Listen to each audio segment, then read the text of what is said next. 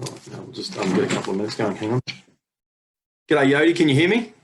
Yes, I can hear you loud and clear. Can you hear me? 5 by 5. We've got 2 minutes. Just so you know, we are streaming live. Yeah, that's okay. We just wanted to get everything sorted, but people won't log in until 6 o'clock. Thank you very much for going to this effort.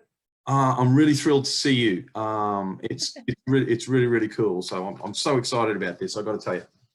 Oh, not a problem at all. Okay. Well, look,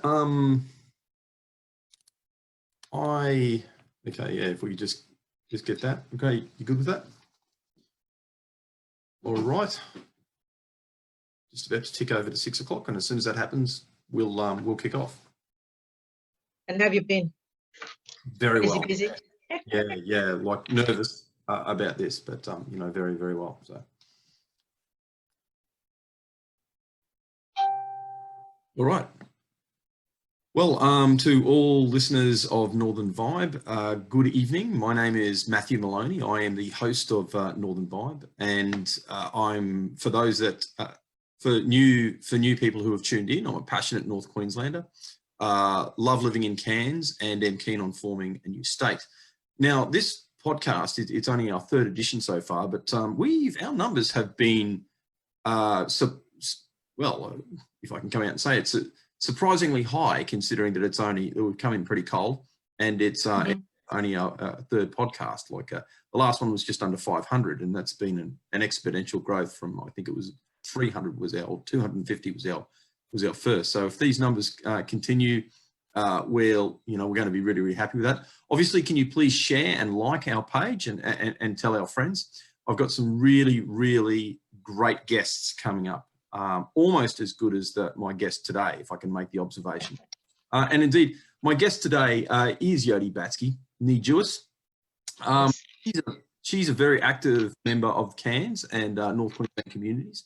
She's been a political advocate. She's a theology teacher. She's a minister of religion, has delivered lectures for Tropical Urban and Regional Planning College.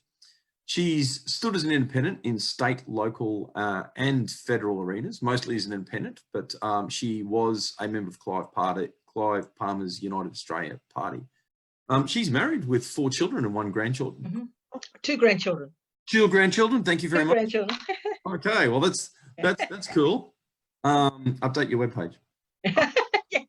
From Thursday Island, her family moved to Cairns in 1971 in search of better employment and educational opportunities. Yodie, thank you very, very much for taking the time to chat to me today. Not a problem. Oh, look, Yodie, you actually first came to my attention as a candidate. You always get a certain amount of profile from being a candidate, but I took the time to Google you. And before we go into, I suppose, what you could call the meat of the interview, because where this is about forming a new state, and I'm obviously getting very keen on getting your perspective on that. Yeah. I'm thrilled with this ministry, and I have another thing I have to declare. I lived and schooled in Papua New Guinea for 2 years when I was when I was a boy. I went to Murray International Primary School, and I've got a real soft spot, indeed, deep affinity for Papua. I can still sing the chorus of the anthem, because we used to line up in front of put our hands on our hearts and sing the Papua New Guinean anthem every day. So look, can you tell me a little bit about what's your Christianity and what you do with your mission, and especially in Papua New Guinea? I'm kind of thrilled about that. Yeah, look, we started traveling with our itinerant ministry in 2015, and it was at a time when it was the 40th anniversary of their independence since 1975. Mm-hmm. So when we went up at that particular time, I was invited to speak at a Woman Arise gathering in Kerema, which is in the Gulf province. Okay. And if anyone knows PNG, it's like driving north of Port Moresby into the Gulf region for about 6.5, 7 hours by road. And we're talking about areas that are plagued with problems, social issues, rascals, you name it, everything. Yeah. And so that was our first ministry trip to PNG. And the forum which I was invited to speak at was the Women and Family Arise. And it's a big movement amongst the Christian community, especially amongst women. And we had about over 1,000 women meet in a village called Siriva Village, which is just in the province of Gold. 1,000 women? Yes. Wow. And so people were coming and going and that was the first time I had actually been introduced to village lifestyle. And from then on, it kind of snowballed. And even before I ended my my speaking engagement there, I think it was on the third day, my husband had arrived from Australia, and he was at the international airport at Port Jackson. And he said to me, "Look, honey, we've been invited to go to Hagen in 2 weeks' time. Let's pray about it." And I said, "We're not praying about it, we're going." So we had finished that speaking engagement, and then 2 weeks later, we flew to Mount Hagen with another minister, and we were there for about a week ministering amongst the villages. And the village that we went to was called Muglup village in the Highlands. And to get there one way is about 2 hours. Is that Chimbu country up there? Because look, I'm not familiar with the language groups and that. All I know is that it's a nearby village from Hagen itself. Yeah, that would be Chimbu. Yeah, and so we were there for about 5 days ministering. So we would actually travel from Hagen itself to this village, and we would finish maybe about 11:30 at night and be home back in Hagen maybe 1, 2 o'clock in the morning. And that was for about 5 days straight. We were doing that. And then from then on, others heard about what we were doing as an independent little ministry, as an itinerant ministry. But Matt, my heart was for empowering women. And our women's ministry under Favour is called Women of Favour. But then from then on, I've travelled extensively now throughout different provinces. I'm yet to go to Madang and Lay and to Alatau and to the Sepik, but have been to New Britain, around the Gulf and the central provinces, Arama Coast, Marshall Lagoons, with our ministry. So we travel at least 3 to 4 times a year. And that's usually at 2 to 3 weeks at a time. Wow. Yeah. Well, kudos to you. That's amazing. You're doing amazing work on there, and my sincere and hearty congratulations and would imagine up there too, like, because speaking candidly, personal security can be an issue in some of those. What I found, Matt, is that when you connect with the locals, I think one of the things that I've learned a long time ago, being an Indigenous person, is when you identify and acknowledge the traditional owners of a particular area and key leaders and movers and shakers, and you've won their trust, especially within the church community. That's your safety net. So what we've done in our ministry, Hanabada in Port Moresby, which is the traditional owner village or main village of the Multuan people, that's our home base. And when we travel there, we have minders, we have people who come as part of our ministry team, prayer intercessors. We even have people who are willing to drive us to places. But that's all part of us networking with other denominations. Now, although our denominational covering here in Australia is Southern Cross Association of Churches, which is an apostolic prophetic movement, we actually link with all denominations. So since 2015, my speaking engagement has been with the Uniting Church, with the Lutheran Renewal Church, with other Pentecostal churches. So it's not only within the Pentecostal movement, but it's also in the traditional movement that we actually move in the marketplace as far as our ministry is concerned. Oh, look, that's fantastic. Thank you for giving us that insight into a very interesting and I would imagine challenging but rewarding part of your life. So that's that's an insight into your character, and thanks for sharing. Look, I do want to move into the kind of meat of the interview now. Just to kind of outline what I'm thinking, I want to have a real dialogue. Now, because you're no longer part of any party, I know that now you have the freedom to say what's on your mind, and whole thing with an open dialogue is that, you know, sometimes I think I'm going to say something that you don't agree with, and it's fine. And I'm not, so you understand, I'm not seeking validation for everything. I expect you to say yes to everything. In fact, you know, I want to understand what you think and why you think it. You know, this is not about, you know, Matthew Maloney looking like a good guy. This is about what's going on in the life and in the head, if I may say, of a very interesting and formidable woman. So don't be afraid to challenge me. No, okay then. If I say any or disagree, but, you know, if I say anything that you two, you know, find a little bit challenging or anything like that, obviously I'm not out to insult. I'm not out to, you know, the whole thing with probing is, you know, you got to probe. Yeah. So, look, I know you've been interested in a new state for some time, but what led you to the conclusion that that's, you know, this is what we need for North Queensland?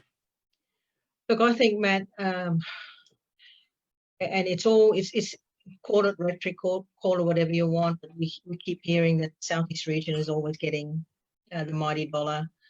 Our regional and remote areas in North Queensland, whether it be from Rockhampton north to the Torres Strait, seems to be neglected.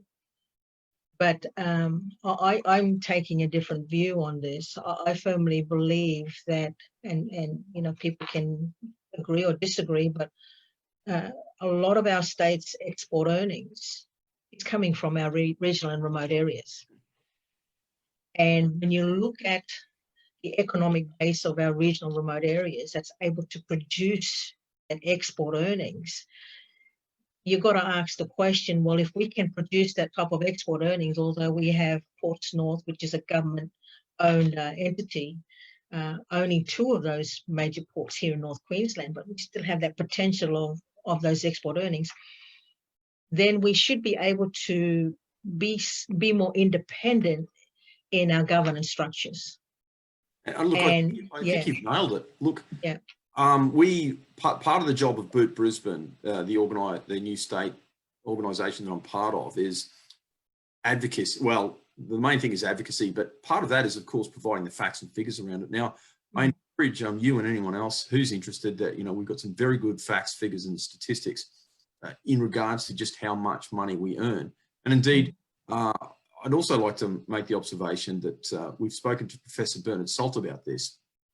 His interview is on Northern Vibe. I've got to say that was kind of really my first interview along these lines, and it was so exciting speaking to someone who I don't think I'm out of line by saying is a photographer, and the inventor of the, you know, the smashed avocado and the tie line and all these other things that have become part of our lexicon.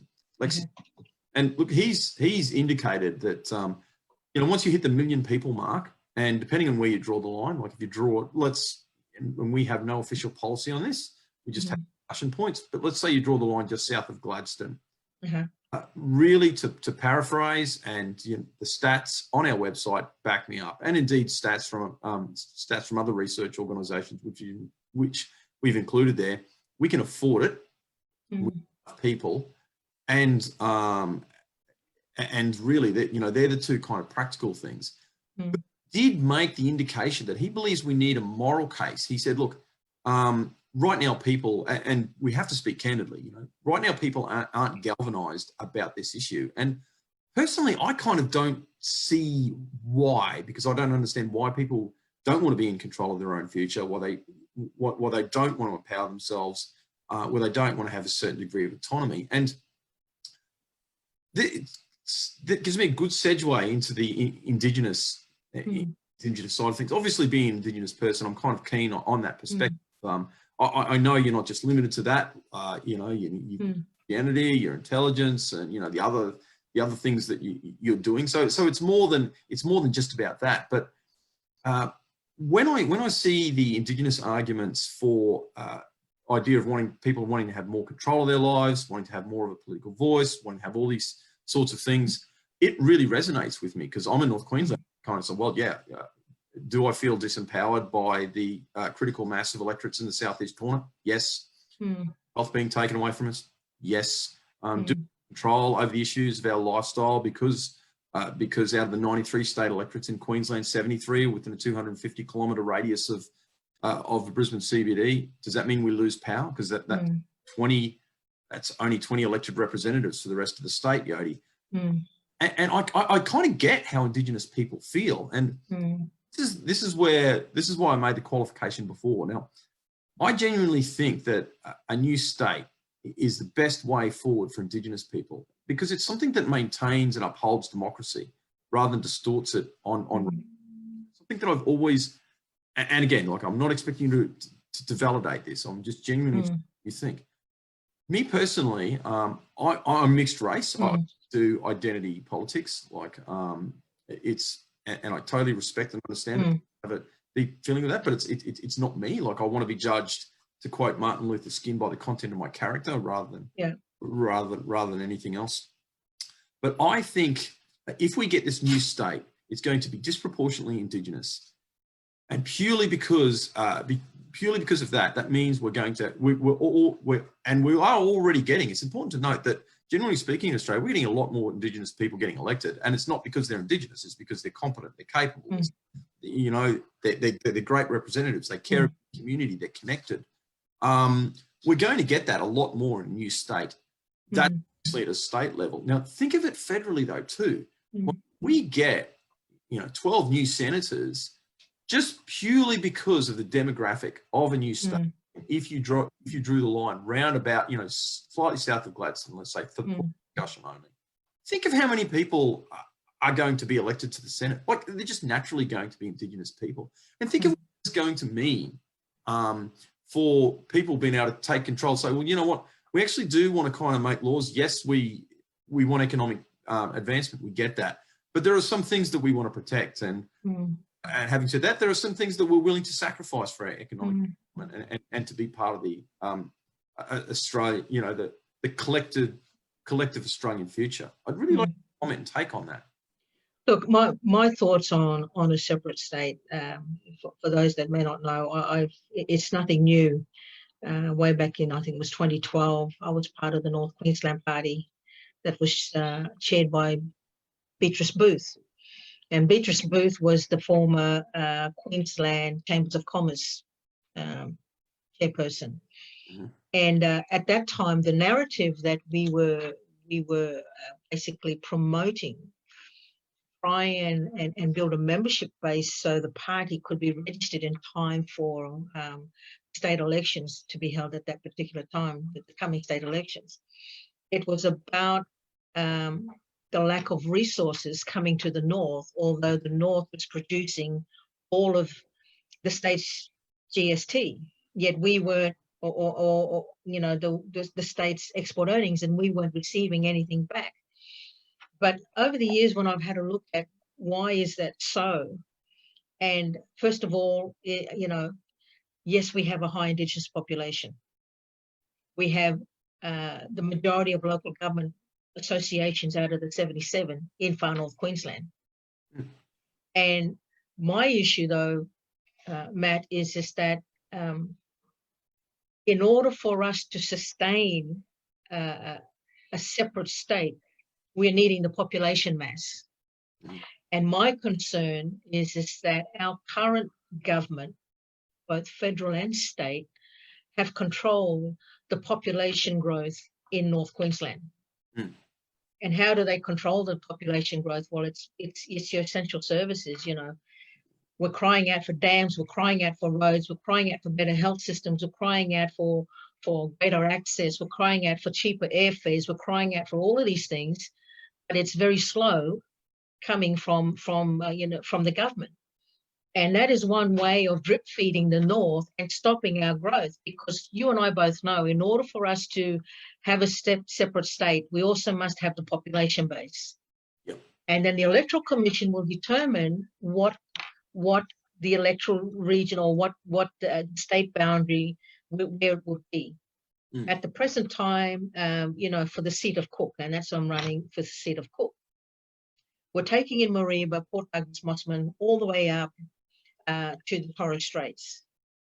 Now, when you look at it, the population at a state level for us to have a separate state would be also representative or the same as the seat of Cook.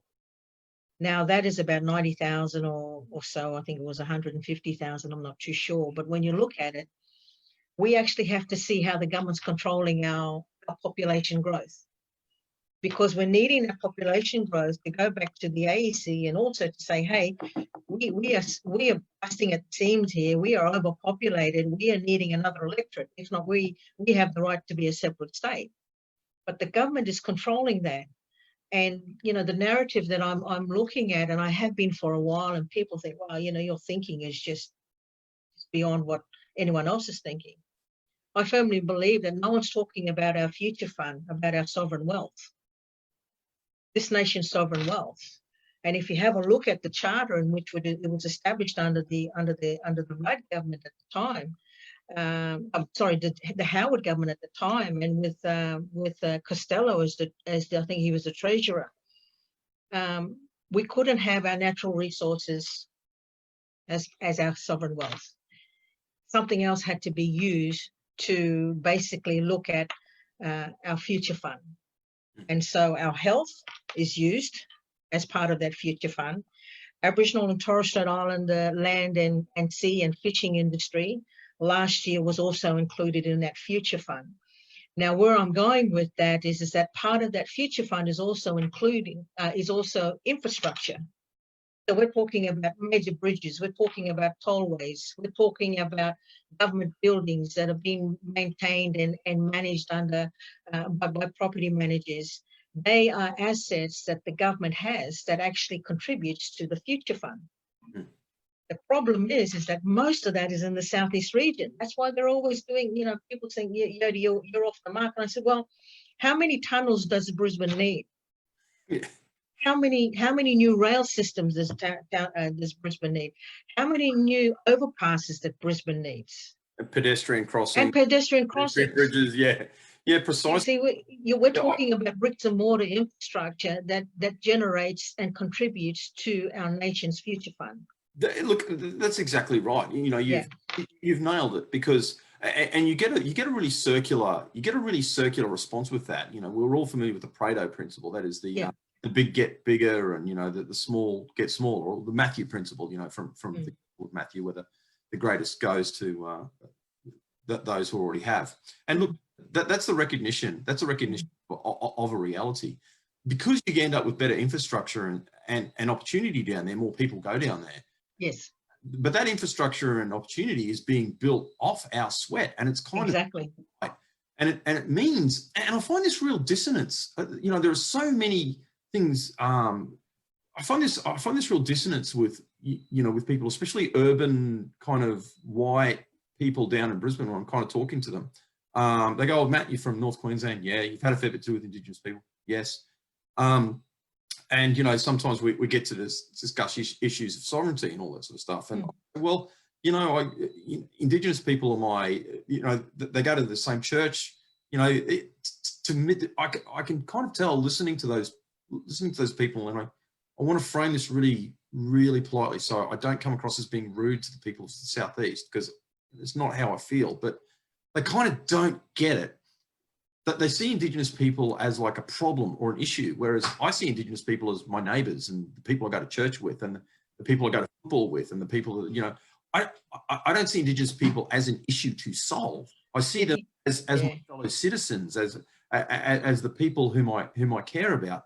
And one of the great things about the new state, like if we get that control together, I think it's going to unite us a lot more, because it's going to show us. It's like, well, me as a person from North Queensland, as I said, I'm kind of I'm mixed race, not Indigenous, but I have much more in common with you than I do with a white person living in the in West End or something like that. And that's because we live in the same area, we're affected by the same issues, you know, we get battered by the same cyclones. Our wealth has been taken away, as you pointed out, to build pedestrian bridges and stuff like that.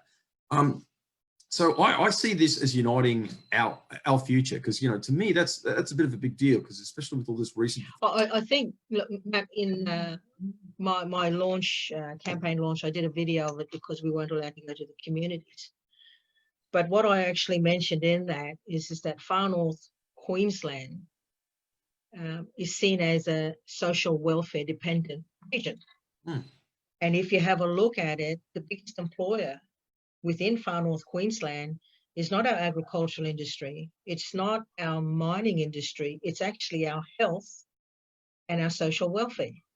And that, you know, that's in any public domain. I think it is with the profile that ABS puts out of each of the regions. It'll actually show you what is our biggest employer, health and social services. So I actually said this to somebody in the last couple of months.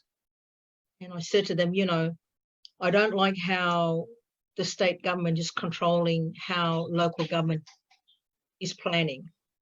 Where I'm going is that if you have a look at it, most of our remote and regional Indigenous councils, they're planning not for economic development in the sense of, here, this area is going to be a new area for an industrial area, and we're going to have, you know, we're going to have maybe a bowling alley here, or a business that wants to come in and establish something there to generate infrastructure, like infrastructure charges.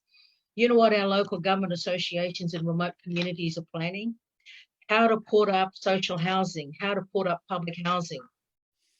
So in the planning cycle itself, our communities, our local government associations are so busy looking after government assets that they lack the flexibility at looking at economic development in a really robust, competitive way.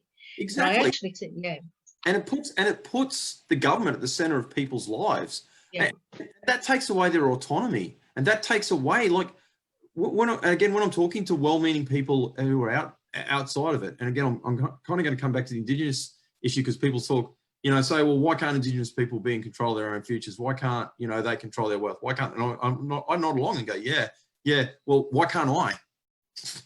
You know what I firmly believe, Matt, is the problem that we have state government is that they love to decentralize a lot of their services. However, when they're going into a community, whether it be a regional centre like Cairns, Gladstone, Townsville, even Mareeba, anyway, even Thursday Island, that local government association finds it very hard to generate additional income from infrastructure development, when most of that development is by government, and government do not pay any infrastructure charges to the council. Yeah.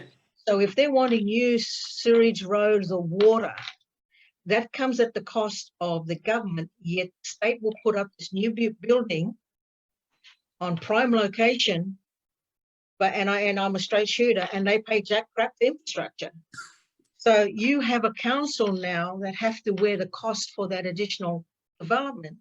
So where I'm going is that whilst the government is wanting to provide for the social needs of the community, whether that be black, white, or brindle, because there's community housing, there's social housing, it's right across the board.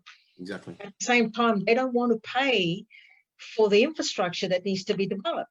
And I firmly believe that that's one of the reasons why we are not, we don't see much progress in some of our councils, is that they're actually wearing the cost for something that the state should be doing.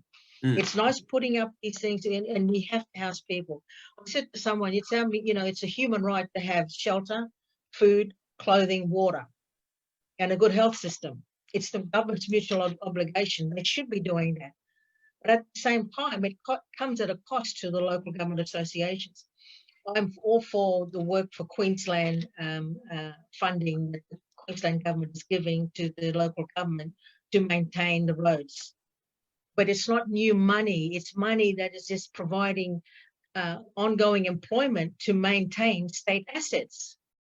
Whereas I'm looking at this and saying, okay, if we're going to look at economic growth in our communities, whether it be a remote community or whether it be a regional centre, we need to man up as a state government, man up and say, hey, look, we are gonna pay some of this infrastructure. We're not going to put up a new building and expect you to pay for all of the sewage and the water and the road that needs to be connected to this. I firmly believe that part of the reason why we're not progressing is that we're good at maintaining government assets in the north, but we're being denied the opportunity of economic development. You know, we have agricultural colleges being closed. Why would you close an agricultural college? You know, we have all of these other necessary infrastructure that we're needing. You know, we should have had a dam many, many moons ago. We should have had an alternate water source many, many moons ago. Yet the government is now playing roulette with people's lives about saying, oh no, you've got to go through building Queensland first, and we've got to do the number crunching to see if it's feasible. And then once we've done all the number crunching with our money experts and that, we'll see whether or not that project should go ahead. When in reality, the people have been asking now for the last 20 years, we want water. Mm. So where I'm going with this is that the problem I see, and you know, people can argue with me, but the government is purposely controlling the growth, the population growth of the mass, because they know that when there is a growth in population in North Queensland, there's justification there for a separate state. Mm. Why? Because it happened way back in let me see, when did we get become a separate colony? 1859. 1859, separate colony, 1859. Why did we become a separate colony from New South Wales? Because economically, we're able to sustain ourselves. In population-wise, we're able to sustain ourselves. So the precedence has already been set there for a separation of something. And it was all based on economic development.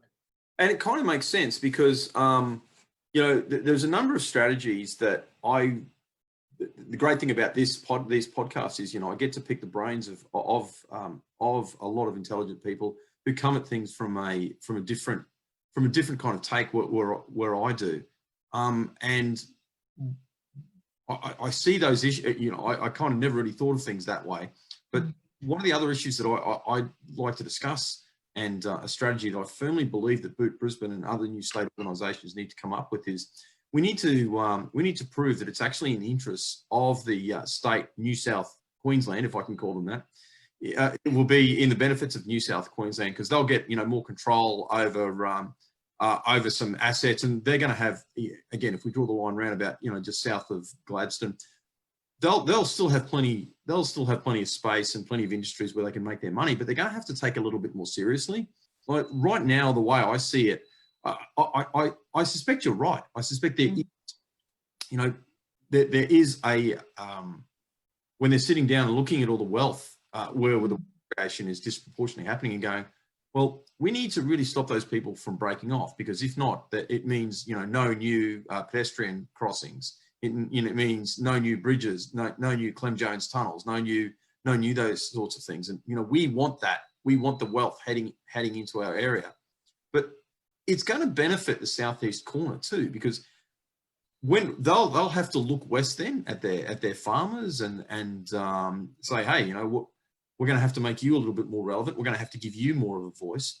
They're going to have to listen to, you know, people who want to mine, you know, in a lot of the basins down there, and go, hey, you know, we're going to have to take you a little bit seriously too, because, you know, I think because Far North Queensland is so far away, we're just a stage that they use to play out their morality plays on.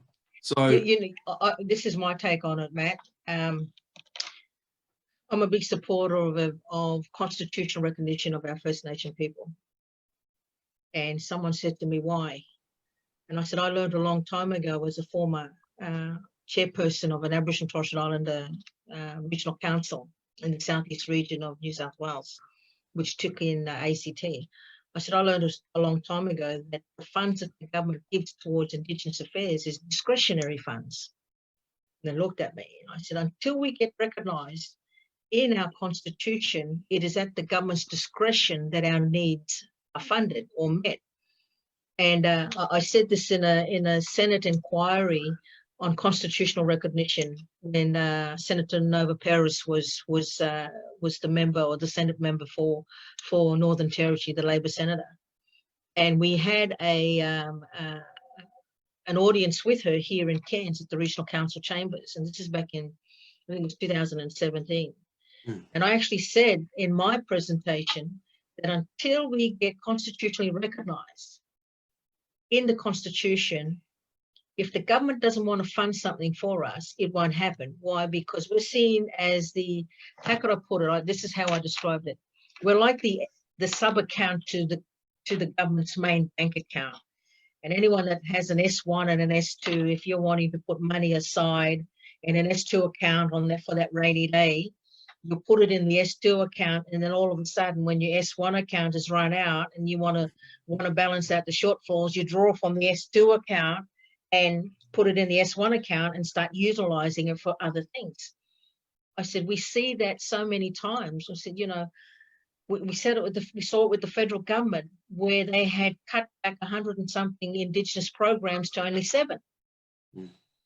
So I firmly believe that North Queensland, and both Indigenous and non-Indigenous, because of it being a highly high social dependent area, I firmly believe the North, you know, the government treats us like, as their discretionary fund. If they want to do some creative accounting and fix up the roads and take care of the shortfalls in the infrastructure budget, well, we don't get a main road up here. Yeah, yeah. I see your point. The only thing that I'd respectfully disagree with, and you know, again, please remember that everything I say is with the height. I'm pretty ambivalent. Like I haven't made up my mind completely, but I'm pretty ambivalent about constitutional recognition.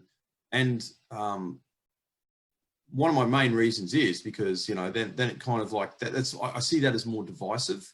I recognise that there were some terribly racist acts, you know, in Australian history, and some of it, you know, was institutional. I understand and accept that, but I don't see the answer as further divisive act, asking people to categorise themselves as part of this racial category or partially not. And again, although I'm not, you know, although I'm not Indigenous, I kind of like, you know, I do have. There's two. I can see where you're coming from, but there's 2 things that I'm actually in support of. Constitutional recognition not only of our First Nation people, but our local government associations. Our local government associations are not constitutionally recognised. Well, people don't realise that. Yeah, and if you have, and where I'm going with this is that once you become a constitutionally recognised entity, whether it be the First Nation people or local government, you actually cut out the middleman, which is the state, and there can be a direct relationship with the federal government on anything. But at the present time, even our local government associations are fighting that. The Australian, you know, you look at I think that would be more of a problem than a solution, and here's my reason. Part of the issue is the decisions are being made in Brisbane, which is about 1,600 kilometres away, by a bunch of, I guess, you know, by and large, well-meaning people, but they don't kind of have a real link and a real understanding of what's going on. Now, to get this reconnect with democracy, and that's something that both you and I agree on for complete clarity, absolutely, completely. I don't believe the effective abolition of the states and making municipalities the kind of like the 2 tiers of government is the answer. I think more states is.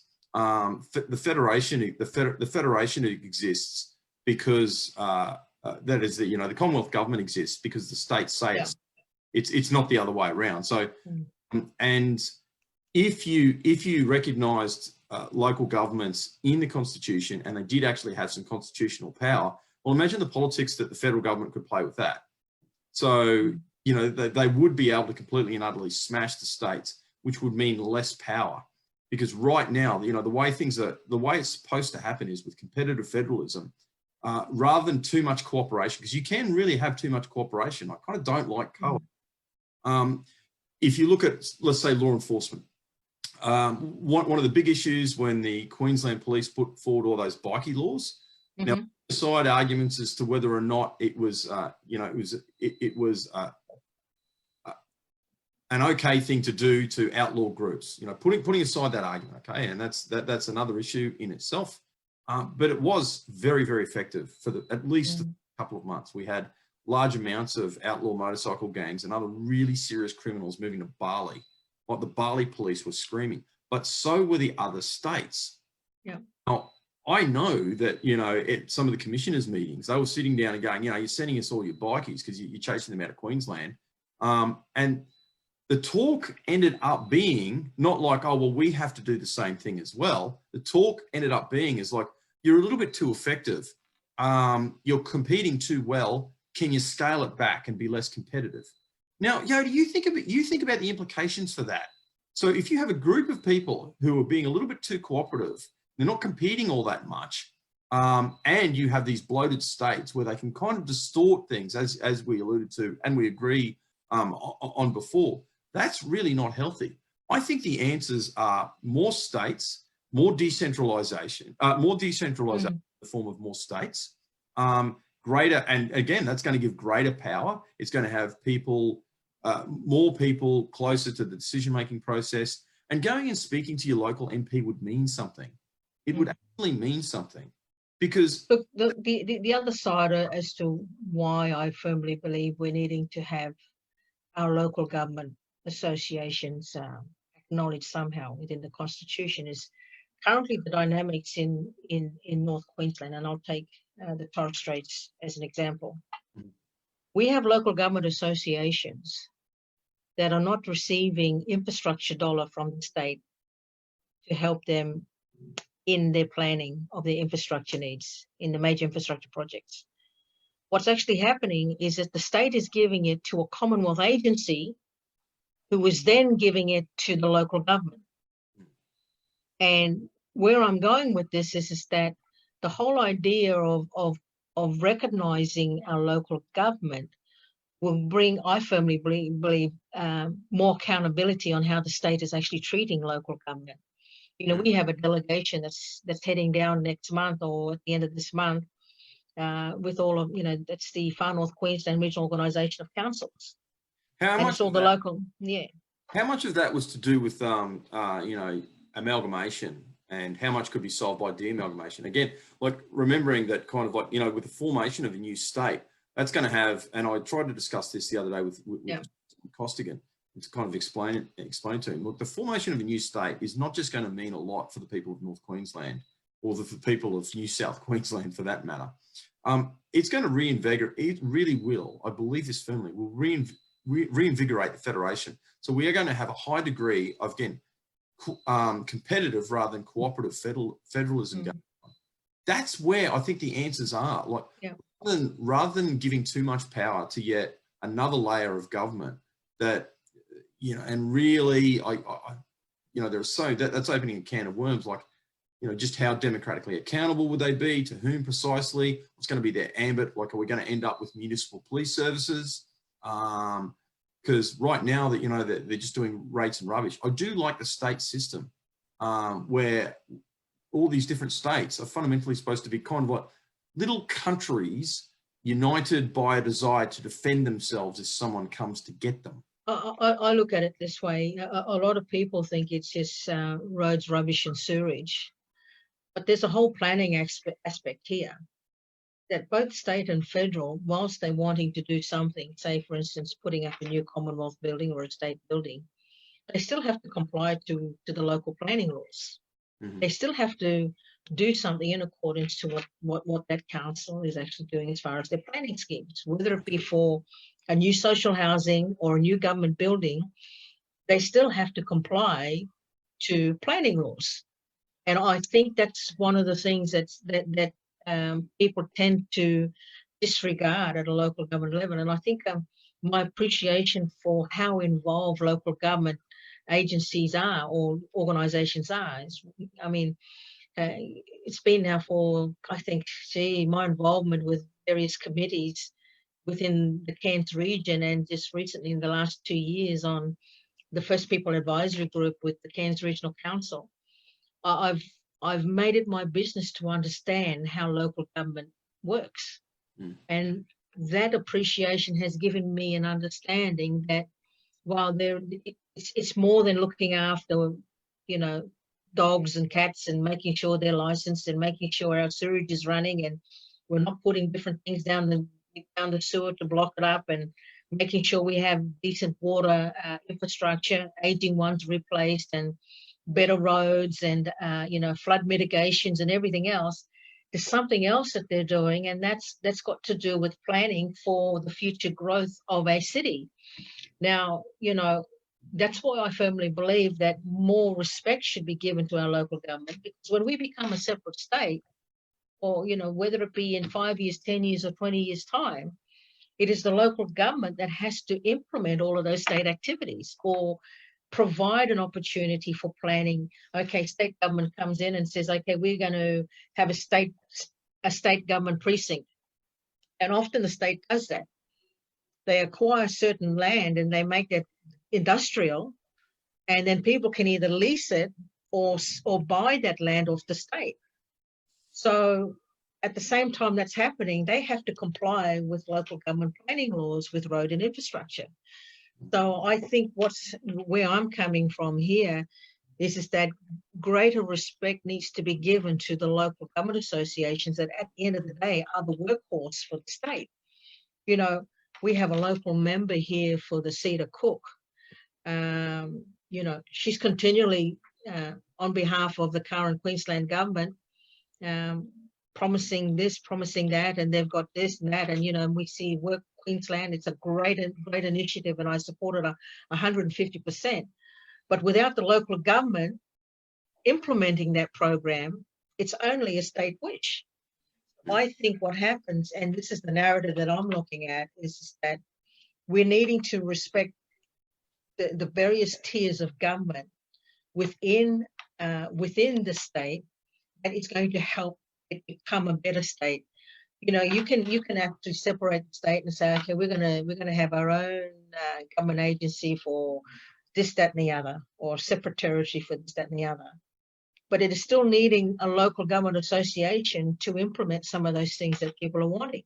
Yeah, I do.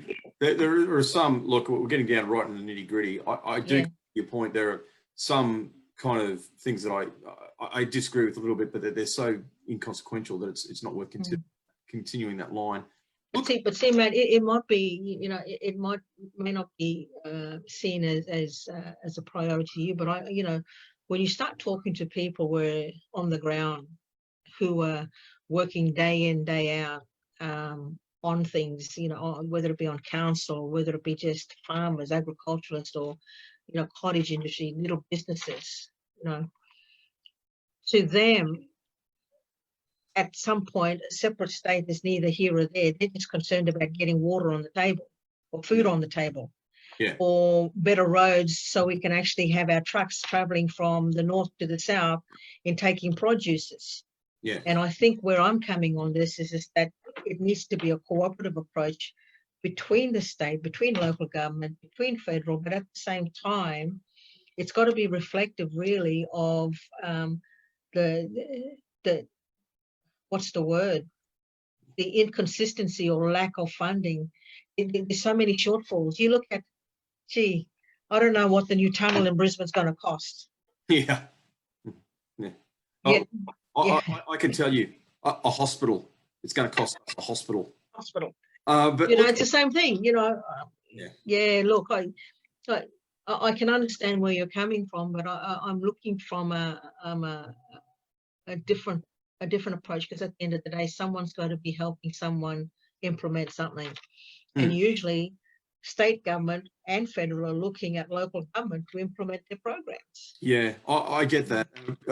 And again, look, another foundational thing before I move on to the next question, but like I see government's job as getting out of the road. Like the more I see government interference, the less I have trust of government. Like there's nothing they don't touch, they don't stuff up. The problem that we have here is that we have a state where any issues, if you're wanting to deal with development in North Queensland, and I'm talking from Gladstone north to the Torres Strait, it's an onion layer of legislation over legislation over legislation. And if anything, if a separate state is going to cut down from some of those layers to make life a bit easier for our farmers, for our for our small business owners, whether it be a cottage industry, whether it be an Indigenous cultural experience that people are wanting to have in their community, or whether it be an alternate form of education for displaced, whatever it is, the government is making it difficult for a lot of those things to happen because of the overlays or it's just craziness. Yeah, again, and I believe a new state will kind of like fix that, because we could get rid of a lot of this unnecessary legislation. But again, that is linked back to the idea that, perhaps one of the issues is too much government, and getting a new state will fix that, because we can sit down and go, well, we just don't need half this legislation. And we can, and rather than taking all this wealth and sending it down to the southeast corner, the people who are generating it get to keep it, which is kind of like something I'd really like to see. But specifically, I'll bring it back to a specific subject I'd like you to speak about. And we're coming into the last 10 minutes. So what do you think, could you tell me, what would you like to see in the new state for Indigenous people? And following on from that, how would a new state benefit Indigenous people? Look, how could I put it? As far as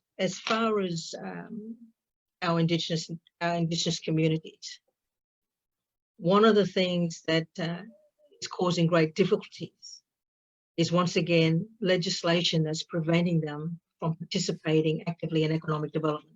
Yes, yeah. And if we're wanting to benefit far North Queensland or the Indigenous community, which is going to be possibly 70 to 80% of the population, we are needing to relinquish or get rid of some of the stringent regulations that's hindering them in land and sea economic development. What really surprises me is that fin fishing in the Torres Strait's been limited. And for the last 3 or 4 years, the fishermen have been fighting about equitable access to fin fishing and licensing. And as far as crayfishing and all of that, government is starting to crack down. So we see the government hindering our remote communities from participating properly in economic development, and then all of a sudden we see, I think it's gonna pop up somewhere between here and Bundaberg. I think it's a red claw farm that's going to be funded, which is going to take away from the crayfish industry in the Torres Straits. Exactly. So what I'm talking about is that whether it be just Indigenous people or not, in general, in North Queensland, economic development is always hindered. Yeah. And that is the problem that we have. Exactly. But and because I believe that the dynamics that are impacting on that are pretty simple. It's the fact that we do have, we're ruled by people who are 1,600 kilometers away. Exactly. And it is about better representation for us, and the decisions that are made as to there's also been a bit of an overlap as to how things are happening. Now, we know that government building infrastructure encourages industries. Now, it's one thing to build infrastructure around industry that already exists, or to build infrastructure to encourage industry. But it's another thing to start up an industry. It's another thing, again, to start up an industry by yourself. And that example you just gave me is a really, really good one. So, the government sits down and decides, well, we want red claw industry. It's like, well, respectfully, who are you to make that decision? Surely the market, the free market can kind of look after that. You get like a company, be it Indigenous or not. And of course, most companies, in the new state are going to be, disproportionately going to have a lot of people working there on the boards and making all the decisions. That's what I believe empowerment really means. I think we get a little bit mixed up with this idea of democracy, where, and I really believe in it, deeply. But I think we mean, I think that we've come to believe that every action must be through the government.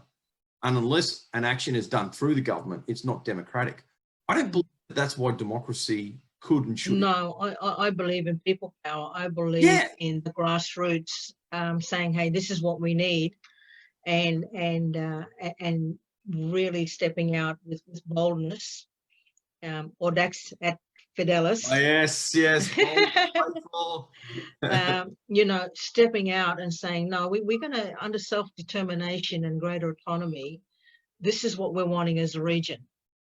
And I think the whole idea of a separate state, I can honestly say in discussions that I've had with some business people who are Indigenous from our remote communities, that they firmly believe that the seat of Cook is too big.